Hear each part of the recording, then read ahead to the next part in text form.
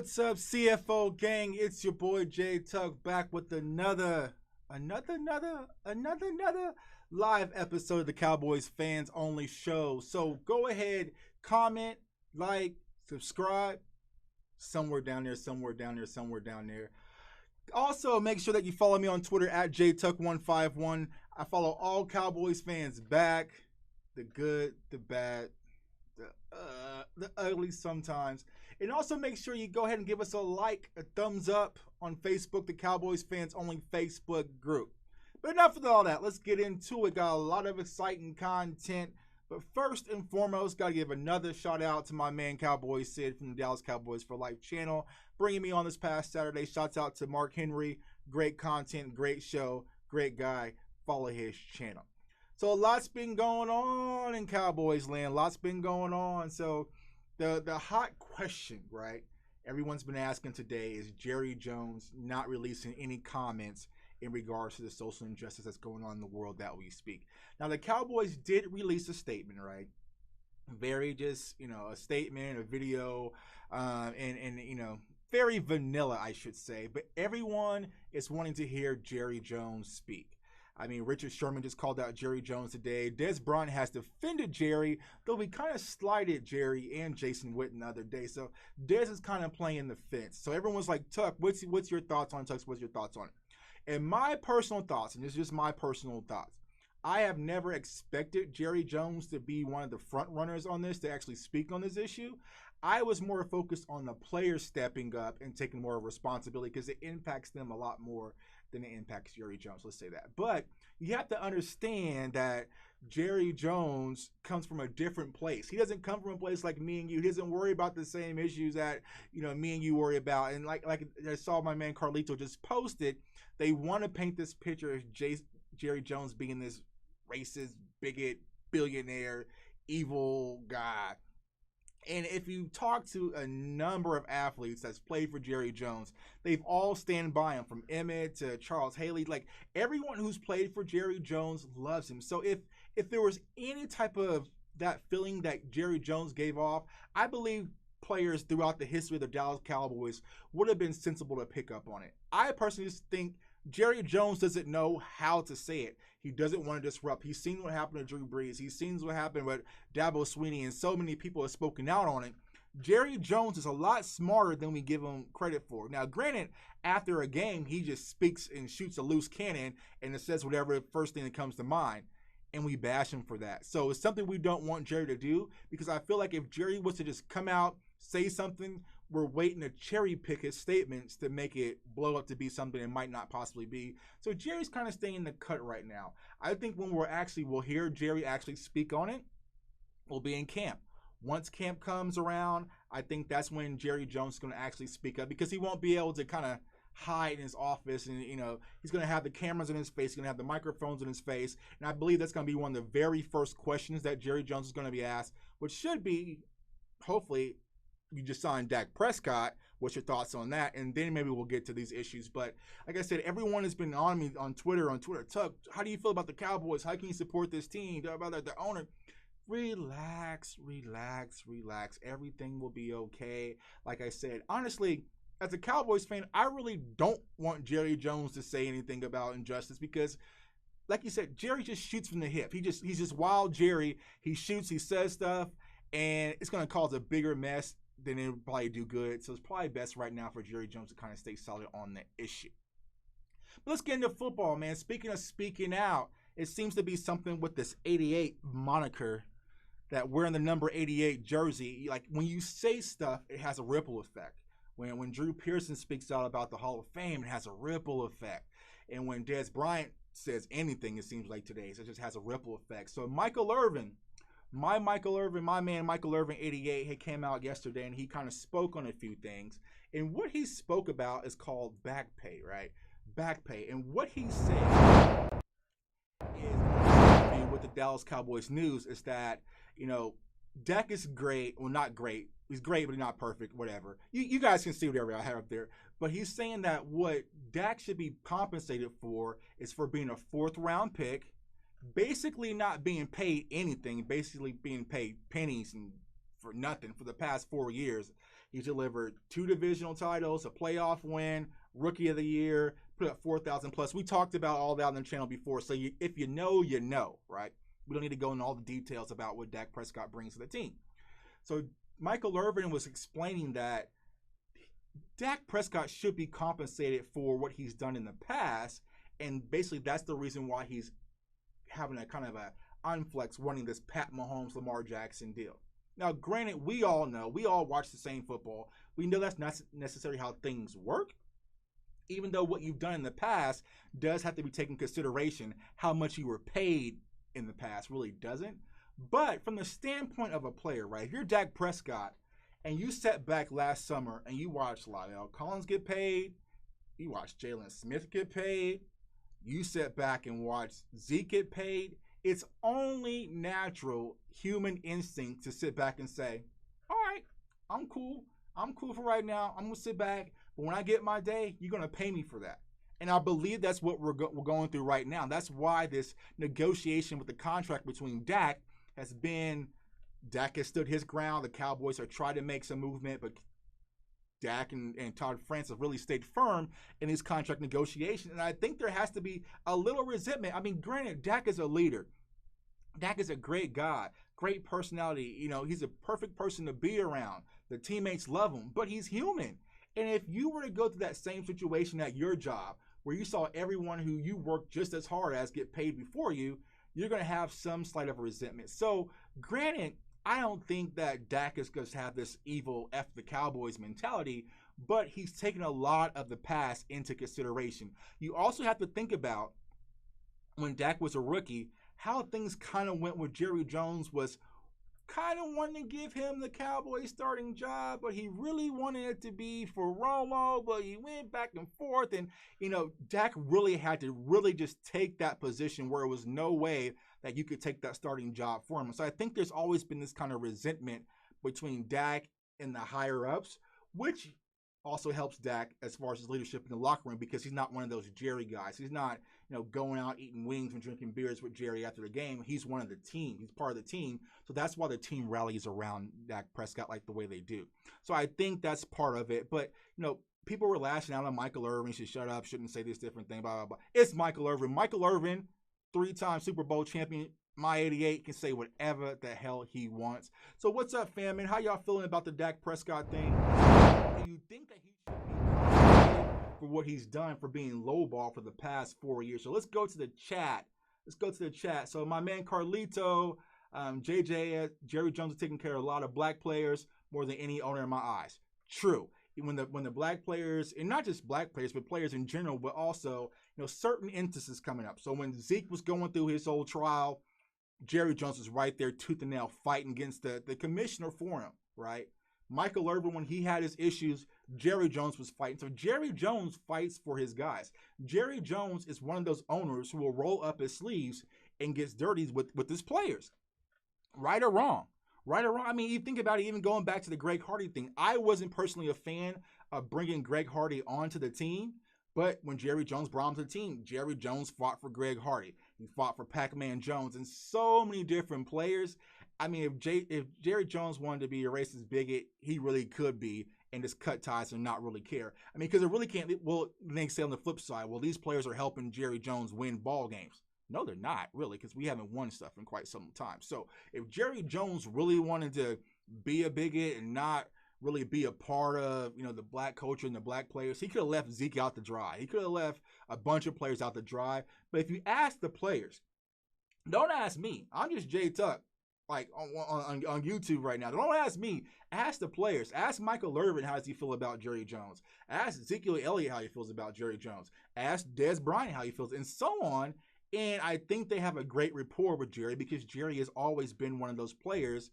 He's always been a team owner that the team could rally around, because he always had his hands in the kitchen. He was always around the players, and they knew that if something was going wrong with the coaching staff, they can always go up to the top floor and talk to old Jerry, and Jerry would take care of it. So I think Jerry has great rapport with the players, and I don't think that he is what everyone wants him to try to paint him out, and especially right now, that's the key thing. I think they're just trying to cherry pick Jerry, because, you know, whatever Jerry says, right or wrong, somebody's going to be upset with it and they're going to pick it apart. So I think Jerry is being more strategic. I personally think, and this is just me, I think Jerry's trying to find a way to capitalize financially off it and see a way he can, make an extra buck here and there. But that's Jerry Jones, man.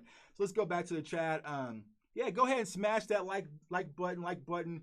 Go ahead, subscribe, share, man. Appreciate all the support. And quarterback isn't just about throwing the ball. It's a lifestyle. Exactly. It's about leadership. It's about rallying the team around you. Because we've seen it.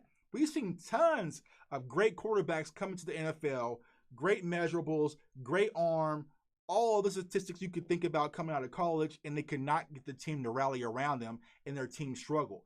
Dak doesn't have that issue. Dak has gotten his team to rally around him since his first day as quarterback QB1 of the Dallas Cowboys.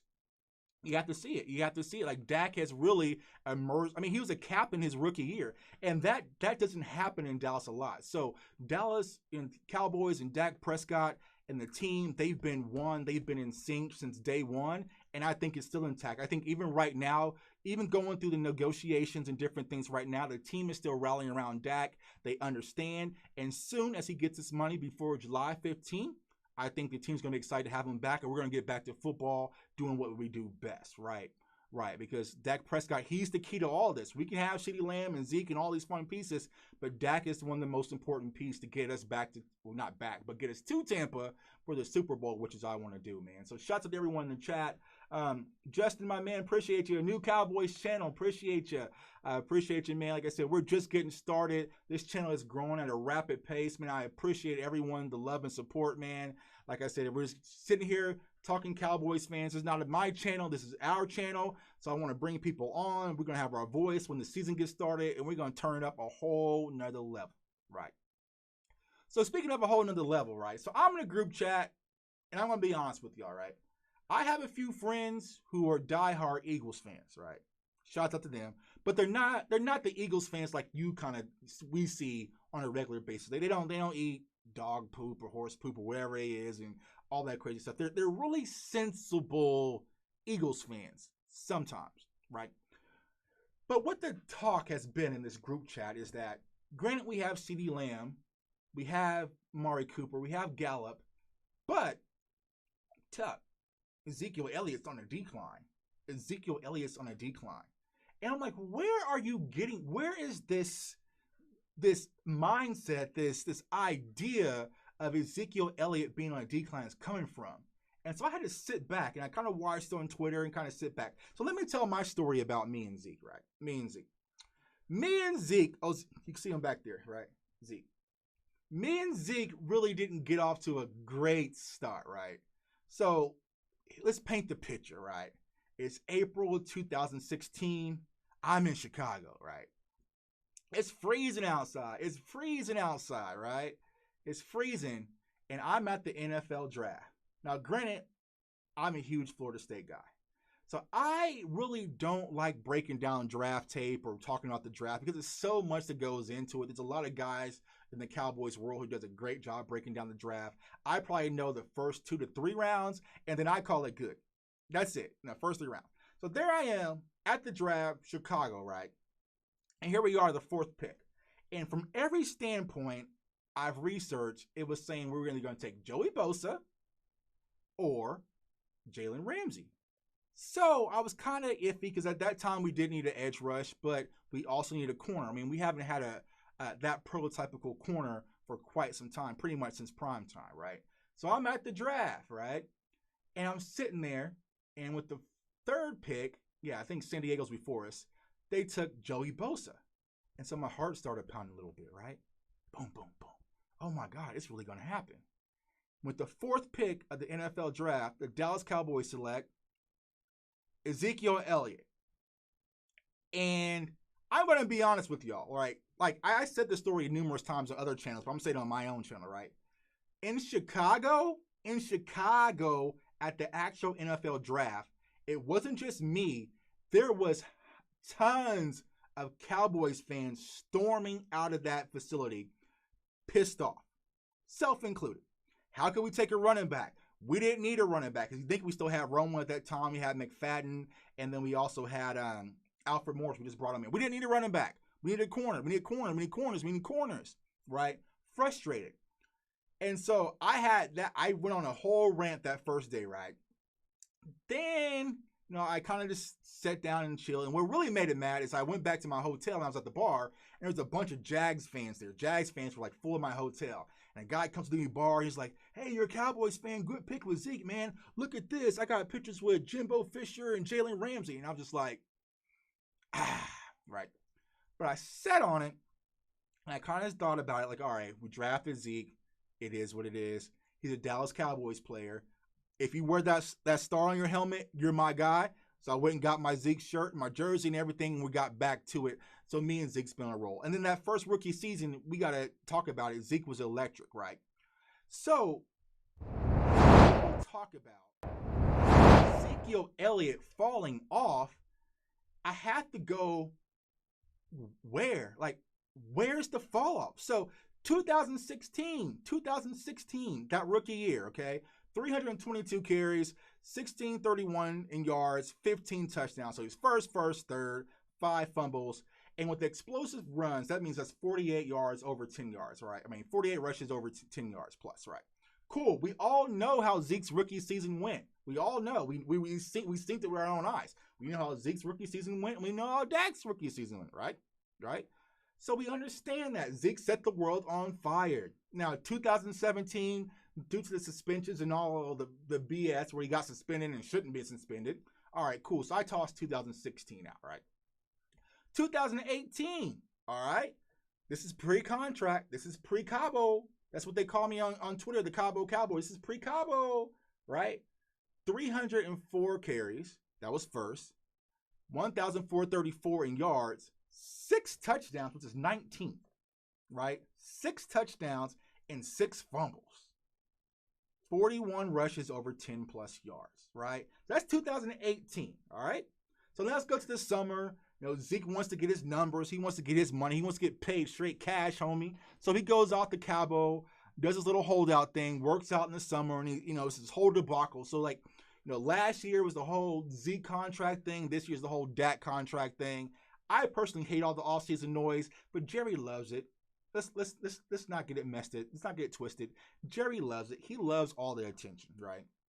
Loves the attention, all the noise. Skip on Undisputed talking about he's running in Cabo saying First Take, Stephen A. screaming and yelling about God knows what. Jerry loves that because the more attention on the Dallas Cowboys brings more money into Jerry Jones's pocket. So we went through the whole offseason last year, right? Now let's get into 2019, because this is the season where Zeke fell off, everybody. This is Zeke. He fell off the face of the earth, right? 301 carries. That's second in carries, right? 1,357 in yardage. All right. 12 touchdowns. So he increased his touchdowns by 6, right? To 5th in the NFL. He went from 19th to 5th in the NFL post-contract. 3 fumbles and 38 yards plus 10 for 10 yards. 38 carries for runs over 10 yards, right? So if you are just looking at this from a perspective, what season would you guys want? I'll sit back and wait. I'll let you chat. Y'all want the 2018 Zeke or 2019 Zeke, right? Exactly. 2019, there wasn't a fall off. And you also have to understand how many times we threw the ball last season, right? We were playing from behind. So Zeke really could have buffed those numbers up a lot. There were some games where he was just stuck in the red zone. So those touchdown numbers could increase, and also those yards could increase as well. So when people hop in the chat and tell me that Zeke's fell off, Zeke's no good, we need to get rid of him, we can just use Pollard moving forward, I have to say men lie, women lie, numbers don't. So this gets to the right? So let's step back and do a monologue of Zeke highlights, right? Look at the screen, look at the bursts. These are all from 2019. First down, feed me sign. Look at that. 11 formation, Zeke hitting the cuts. This is against the Giants, though, but still, we'll take it, right? We'll still take it. Zeke in the red zone, patience, cut, explosion, and strength, right? As a running back, you need vision, you need explosiveness, you need speed, you need patience, and you need strength. Tell me which one of those things that Zeke lacks. He doesn't lack any of those. And he's also a good blocker, and he also can catch the ball, right? So look at it. So look at it from the perspective. This is not me. This is not me making things up. This is Zeke being patient, finding the proper holes, and doing what he does best. He's actually growing as a running back from the running back perspective. And I believe this year, bro, as my man just said, Carlito, 2020 Zeke with CeeDee Lamb and Gallup and Cooper spreading the field out, we're gonna see a whole new Zeke this year. And I think Kellen Moore and Mike McCarthy are going to use Zeke in a lot different manner than Jason Garrett used him last year. In different capacities, he's going to move Zeke around, involve Zeke more in the passing game, possibly put him in the slot, possibly put him in more screen position. Just get the ball in Zeke's hands and let Zeke do what he does best.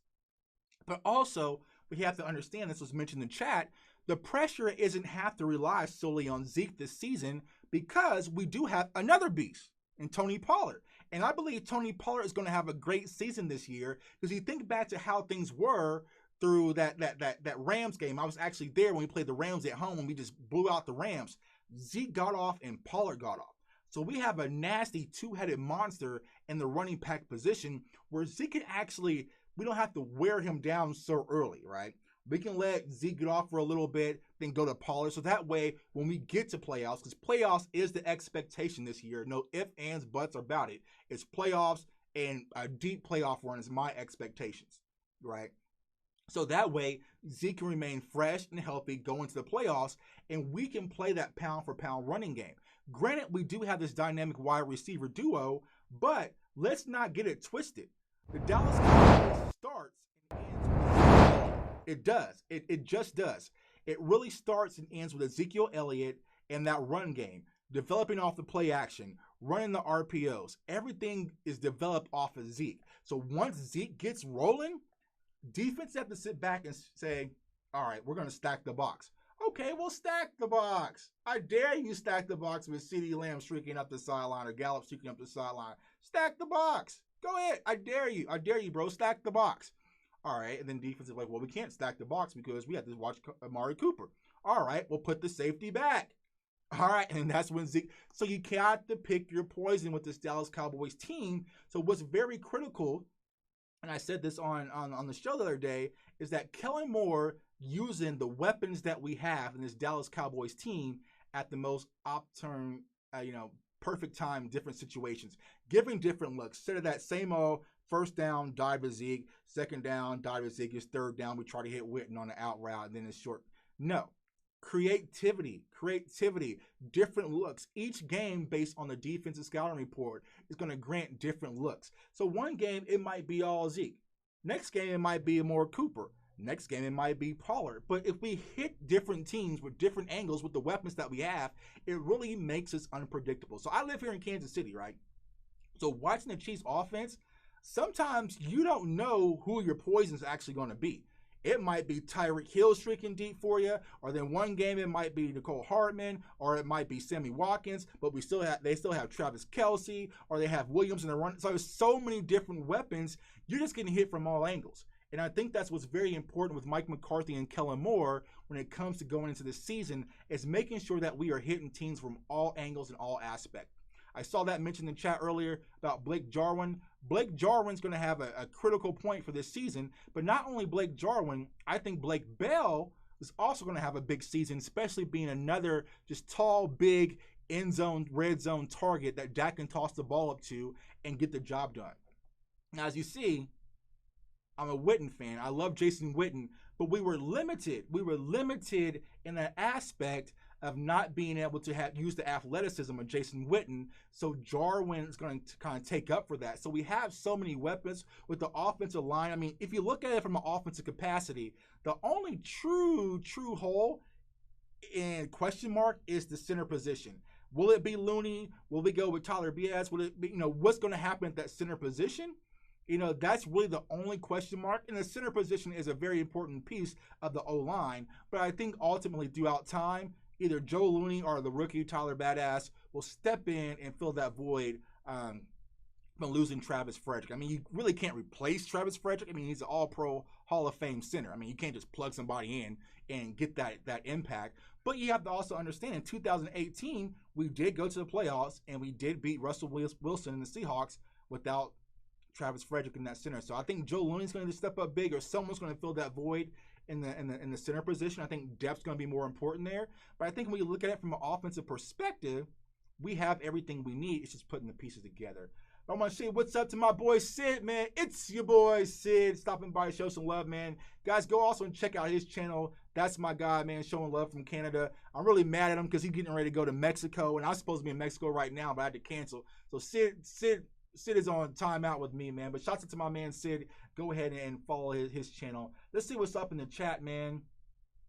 Yeah, I agree. I see him as the next Emmitt Smith. Exactly. I think we do have that triplets. I mean, actually quadruple. I mean, we actually act more than triplets now. I mean, Zeke can be that Emmitt, that cornerstone. Because you got to remember, when it comes to the triplets, as fun as Michael Irvin is, and I love Michael Irvin and I love Troy, Emmitt Smith was that corner piece, man. Emmitt Smith was that corner piece for our offense to make sure things were going at all times. Like I said, it's funny, I was watching The Last Dance, and I was like, who was really the Michael Jordan of the triplets? Emmitt Smith was the Michael Jordan, right? Irvin was more like the Dennis Rodman, and then Aikman was more like the Scottie Pippen, right? Right. So everything starts with Zeke. I think that's what we have to make sure that if anything that maintains from the Jason Garrett era comes over to the Mike McCarthy era, it starts and ends with Zeke. I do not want to be a pass-heavy team.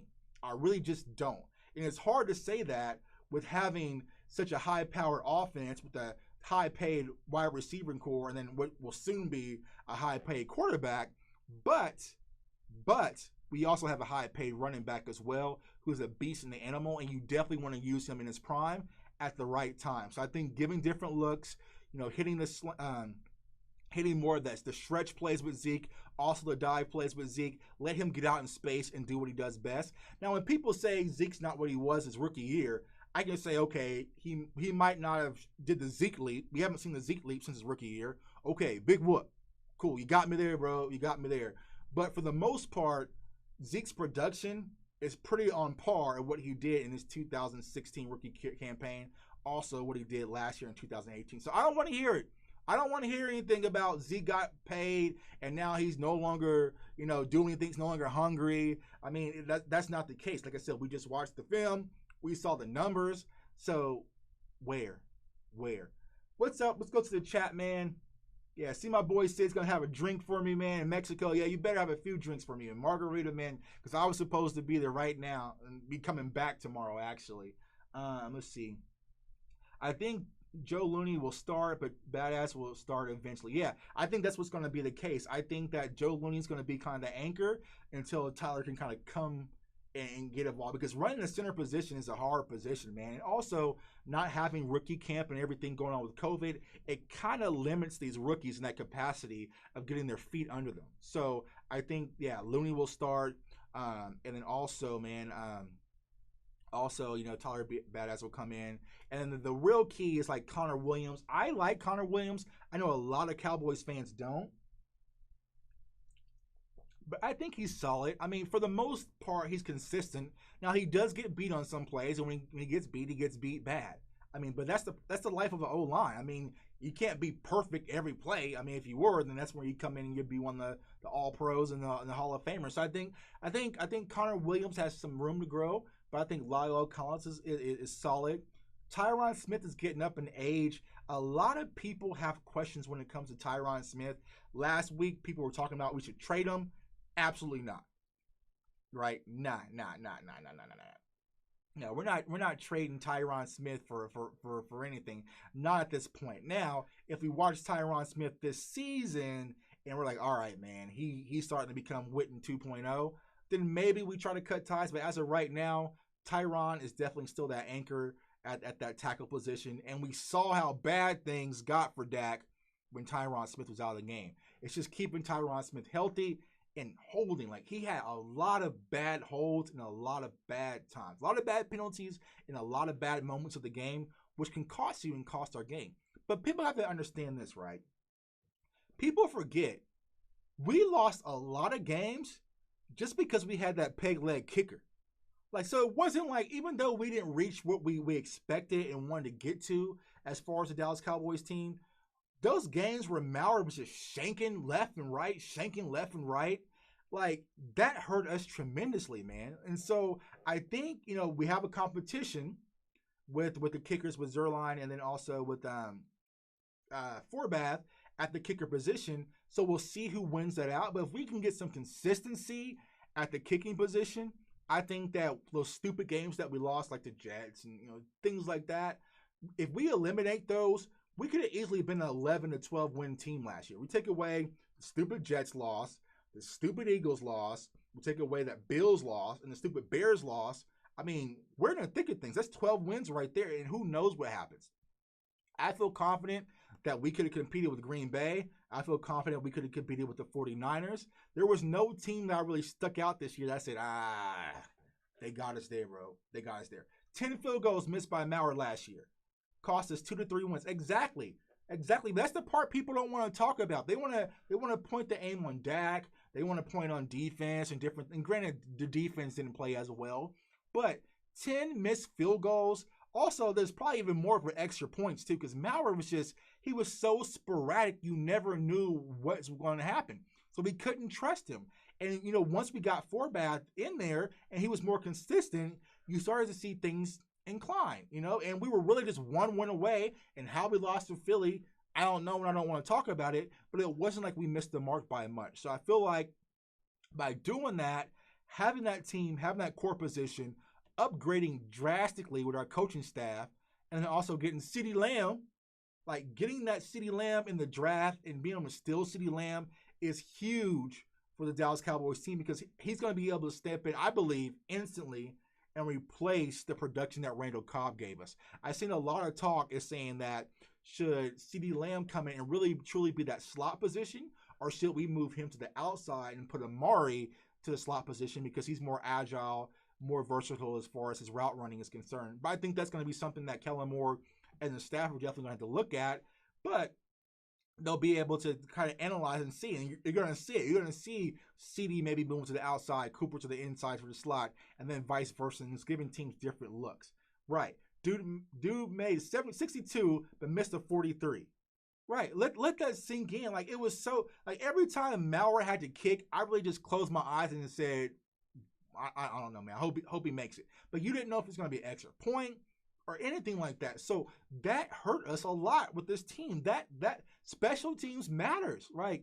Consistency with your special teams, it matters. Like, even not even just with the field goal kicking, but also with Chris Jones and the punting. Like, there's a lot that goes into it. The question I have, and I'm going to address in another show, is who's going to be that kick return, that punt returner that we can depend on? Because the Cowboys really need that explosive returner on our team and our special teams. But like I said, bringing in a new coach, a new special teams coach, man, I think that we're going to be sharp on all different aspects. I just shot out to my crew at the late night hype. They had Brian Broaddus on, and he's reporting that everyone is saying that Vander Esch's neck is like 110%. It's not just kind of like 60, 70, and we'll see.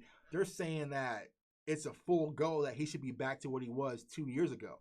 And if that happens, look out, man, because if Vander Esch is able to be healthy and hold down the middle linebacker slot, we also have Sean Lee, and his hamstrings.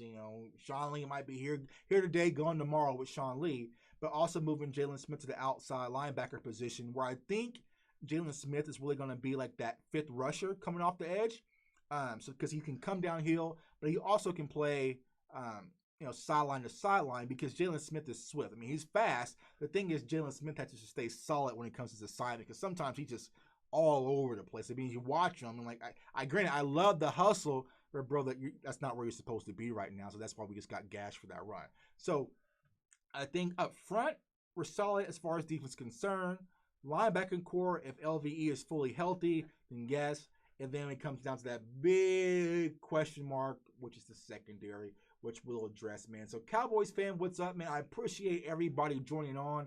Like I said, go ahead, comment, like, subscribe, somewhere down there. Also, follow me on Twitter, @JTuck151. I follow all Cowboys fans back. And also follow us on our Cowboys Fans Only Facebook page, man. I love just talking Cowboys. I could do this all night. I really could do this all night, man, talking to Cowboys fans. So I love all the support, man. We're going to start bringing on guests here soon, man. So we have some big, fun guests coming in the next few weeks that I'm excited about, man. So we really, like I said, we're gonna go up a whole nother level with the show and the content, man. So I appreciate y'all staying with y'all support, man. But first and foremost, man, I want to say all of y'all just stay blessed, stay safe, and stay encouraged. There's a lot going on in the world right now, man, but make sure that you just stay happy. Keep your mental peace, your mental stability, man. Don't let anybody or anything steal your spirit. Stay encouraged, and soon we will get to football season, and we'll be balling out at AT&T Stadium like we always do, man. So shouts out to Cowboys fan, man. Like I said, follow the channel and turn your notifications to let you know when we're going live. We'll be going live a lot more, like I said, bringing on more guests, man. But it's your boy J Tuck signing off, saying peace. How about those Cowboys?